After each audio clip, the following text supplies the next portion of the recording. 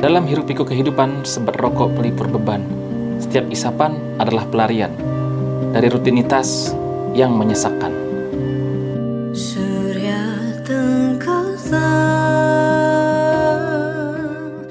Dulunya ketika cukai naik, WIM dapat untung. Orang beralih dari rokok mahal ke rokok WIM. Tapi sekarang cukai naik lagi. Pelanggan WIM pada kemana? Penjualan turun, laba merosot, harga saham langsung longsor. Apa yang terjadi? Buat bumbu di dalam kelambu. Dulu harganya 3.000, sekarang sisa 1.000. Apakah ahli hisab bisa menjelaskan fenomena tembakau di tengah naiknya perpajakan? Wismilak merupakan salah satu perusahaan rokok terbesar di Indonesia yang berdiri di Surabaya pada tahun 1963. Dan di Perumahan Iwo merupakan salah satu produk andalan Wismilak, di mana di Perumahan Iwo mampu menopang kontribusi Wismilak dalam beberapa tahun terakhir.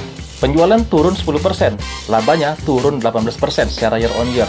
Padahal, dalam beberapa tahun terakhir, pertumbuhan Wismilak bisa dikatakan begitu cepat. Aku tidak akan membahas analisa fundamentalnya bagaimana, aku juga tidak akan membahas kinerja laporan keuangannya bagaimana. Tapi di sini, aku akan membahas berdasarkan pendapat para ahli hisab di lapangan. Why? Apa yang terjadi? Kenapa laba Wismilak bisa merosot tajam?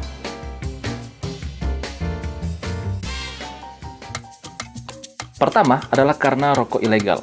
Di sudut warung yang gelap, rokok ilegal dijual cepat.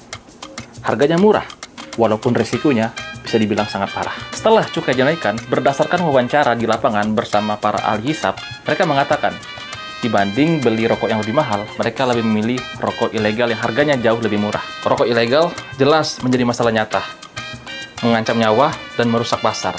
Tapi disukai karena harganya murah. Pemerintah harus tegas, harus diberantas. Kedua adalah, para pelaku ahli hisab ini mulai kembali ke rokok tier 1. Kenapa bisa begini? Karena mereka mengakui hanya dengan menambah beberapa ribu saja, mereka udah bisa mendapatkan rokok-rokok seperti, kita nggak boleh sebut merek, Garam dan Purna. Kalau dulu kan harganya jomplang banget, tapi kalau sekarang harganya beda-beda tipis. Begitu saja analisa dari saya. Sekian, semoga bermanfaat. Sampai jumpa di tips-tips investasi berikutnya. Bagaimana menurut kalian? Apakah Wismilak masih bisa menumbuhkan kinerjanya? Tulis di kolom komentar.